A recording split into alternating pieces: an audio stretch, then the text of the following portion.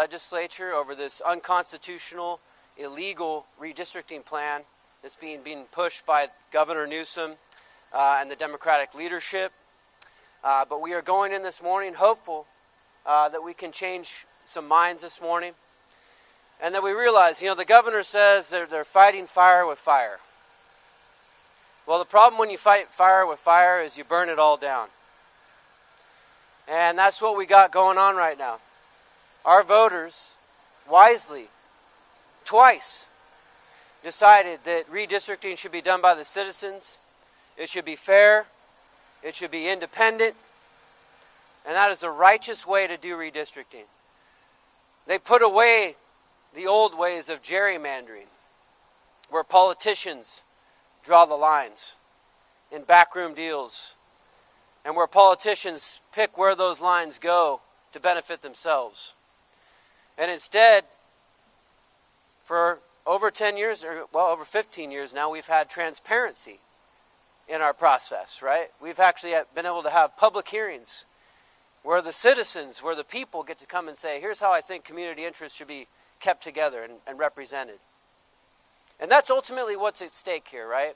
Because if we continue down this road, other states will do the same thing, and the only people who will be hurt are the people and their ability to be represented. Something that is fundamental to our American experiment, that we should be represented in our government and have the ability to have a voice. That's what's at stake here. So we're going to go in there this morning. We're going to fight back. We're going to do everything we can to stop this gerrymander from moving forward today. But I'm hopeful that maybe some of our Democratic colleagues will join us. Maybe some of them will realize that this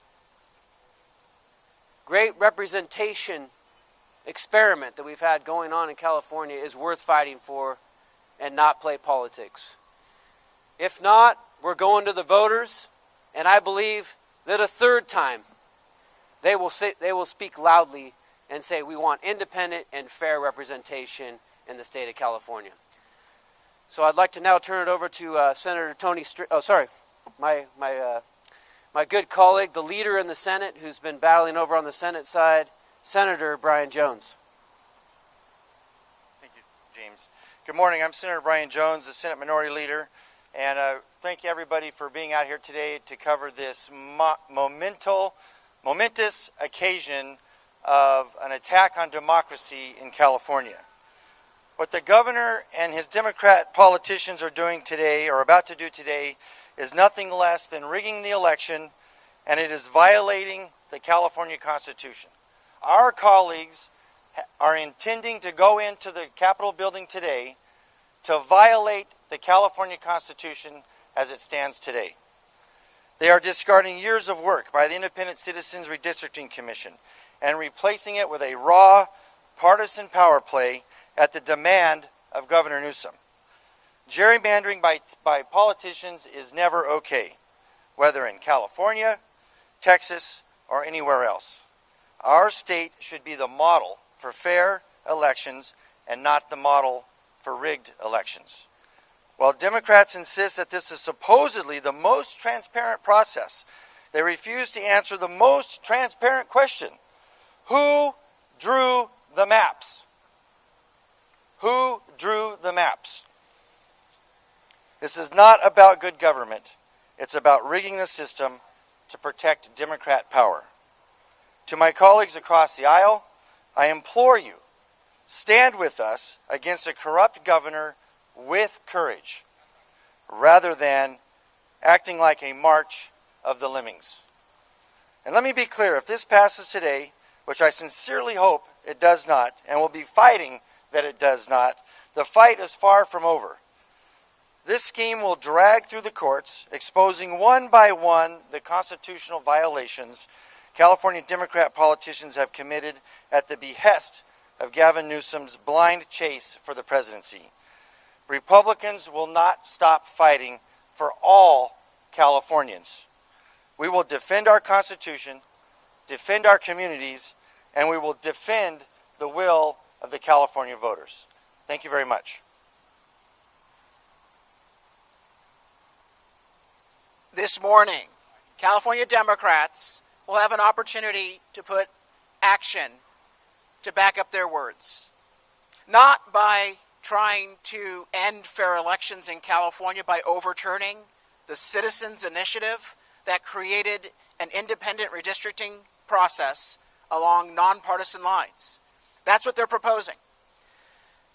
Instead, we're giving them an opportunity to back up their words of defending democracy and ensuring fairness by voting for the Republican joint resolution in both the Senate and the Assembly that would call for an independent redistricting commission constitutional amendment to the U.S. Constitution.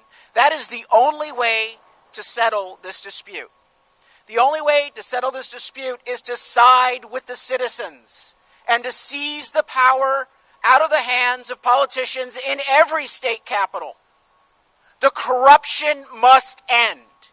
And the only way to do that is to take the gold standard that California voters established in 2010 with their Citizens Initiative. Take the power out of the hands of every politician in every state capital and vest it in the hands of citizens who draw the lines in open daylight. The California Redistricting Commission held over 300 public hearings and drew lines in the light of day. You saw the lines being moved and adjusted based on public testimony in front of the cameras. The lines that we are being presented with today, they're an orphan.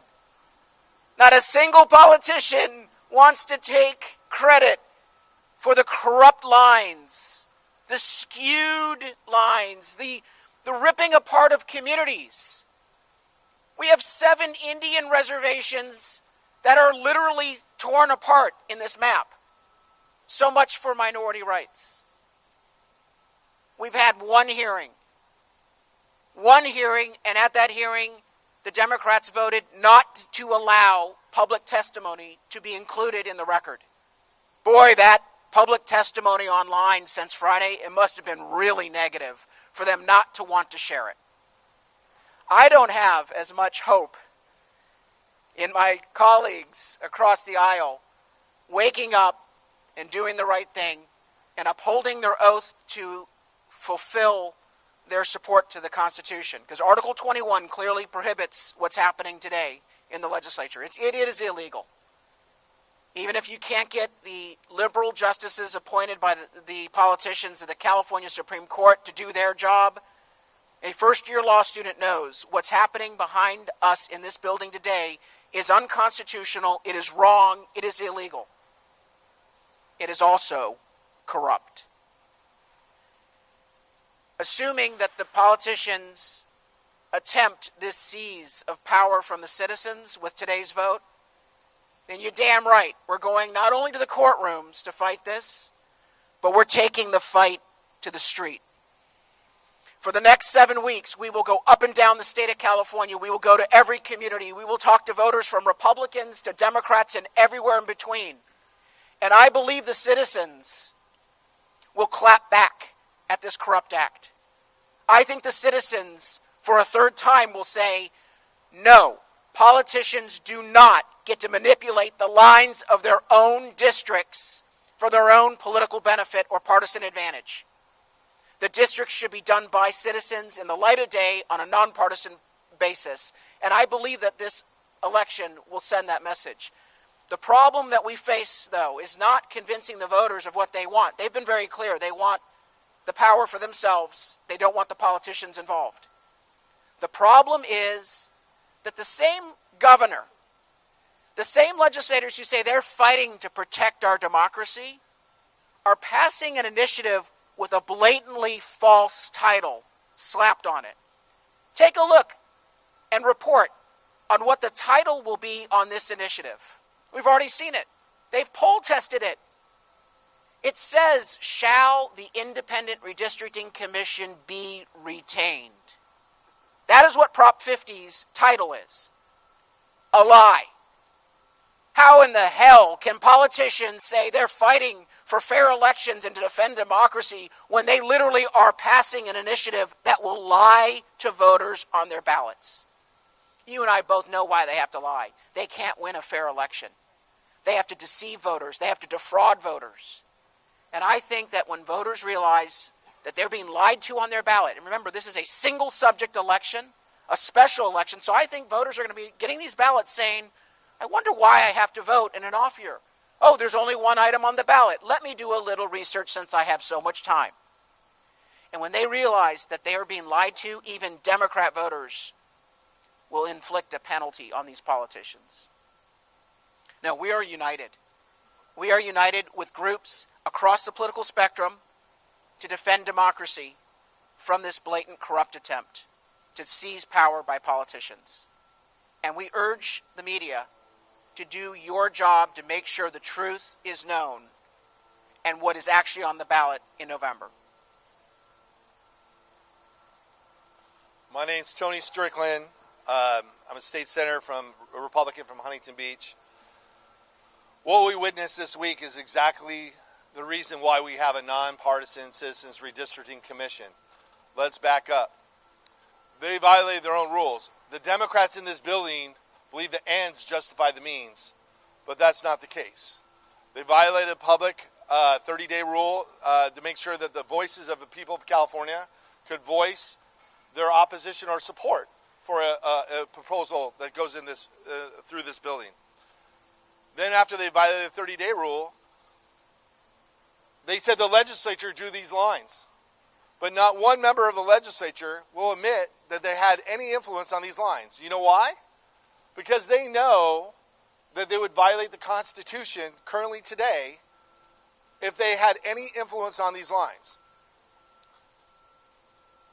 Again, let me repeat that. Under the Constitution, not one member of the legislature is allowed to do any adjustment of a line. And how is that possible if the legislature drew the lines? What they should have done is gone to the people of California, got the authority, and then draw the lines. And the other thing I'm going to ask here today is, did you use the 2020 census? Because since 2020, the population shifts have been dramatic. And federal law is very clear that each district has to have almost equal representation. And so if they use the 2020 district census, they're out of compliance. I'll give you one example. Los Angeles County has lost population, but they gain a seat under these maps. The Inland Empire has gained population, but they lost a seat under these maps. Ask the legislators, how is that possible? How can you do that? That's, again, disenfranchising the people of California. So let's look at what happens. They draw these lines behind closed doors, the legislature, but no one's admitting it, with the governor, against our Constitution, with not even a real full hearing, versus what we have today. What we have today is a nonpartisan Citizens Redistricting Commission that goes throughout the state of California and gets input from the people of California, and they draw those lines in public in front of everybody. That is what is at stake. Are we going to allow the power of the people or the power to the politicians? And I'm very confident that when we get to the ballot box, that our people, Democrats, Independents, and Republicans, want fair elections. Fair elections mean fair representation. This is a bad deal for every citizen in California because no one wants predetermined elections. That means you don't have representation. And that's what Governor Newsom wants. And the whole goal of this, he said, is to get total safe seats and 5 more Democratic members in the House of Representatives. That's his goal, stated goal. You know what that means? It means that your voice won't matter in California when it comes to congressional elections. You could say your member's not doing a good job, but the election's predetermined. How is that good for democracy? It is not. And we do have the gold standard. I support Kevin Kiley's bill that says no mid-decade redistricting. And also, both houses, we have a resolution that says we should be the gold standard for the rest of the country in every state. I don't care what state it is, should follow our lead. And let me end with this. Gavin Newsom can't go around, and really this is about Gavin Newsom running for president. Gavin Newsom can't go around the country and profess his strength on the economy. We just had another company leave yesterday. He can't talk about how he solved homelessness. It's getting worse. He can't talk about fixing any problem in California in terms of infrastructure. But the one thing he could do across the country is brag about our redistricting system that we have here in California. Instead, he's going to do nothing but a power grab. And the people will see through it. And I'm very confident that the people will reject this at the ballot box if we don't reject it here in a couple hours. So thank you so much. Who's up next? All right. Well, thank you guys all again for coming this morning. As we said, we'll be fighting on the floor this morning. Stark contrast to Texas Democrats who left the Capitol, left their state. We have been here fighting for California, for our values, and for independent and fair redistricting. So I'd be happy to answer any questions that people might have. Yeah, I mean, we put out our own estimate, $235 million. I think it could be much more than that, closer to $250 million. Mr. DeMaio actually put out an analysis that showed it could be close to $250 million. So look, it's a huge price tag at a time when we have record deficits, when we've had to cut vulnerable Californians from programs and spending. They said that they had enough money to pay for their political game, but not enough money for Californians who really need these programs. Yes, we have planned amendments, including amendments that focus on, hey, independent redistricting should be the rule in every state. So we are going to be introducing hostile amendments on that front. We're also going to introduce an amendment that says, if you vote for this plan, then you should not be able to run for those congressional seats, right? Let's take away the corruption from these seats, because we've already heard, it's been reported, that some may have influenced how those lines were drawn so they could run for Congress. Well, we're going to let them make the decision on whether or not they can make it right by saying, if you do so, you will be prohibited from running for Congress. So there'll be hostile amendments on that front as well. Say that again. Look, I think there will be legal challenges because, as we said, they're violating the Constitution right now. There's many provisions in the, compactness, for example.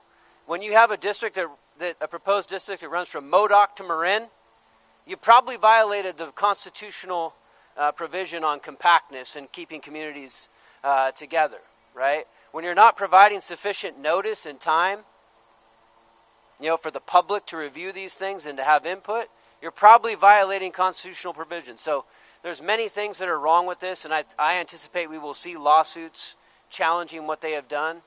But the biggest, the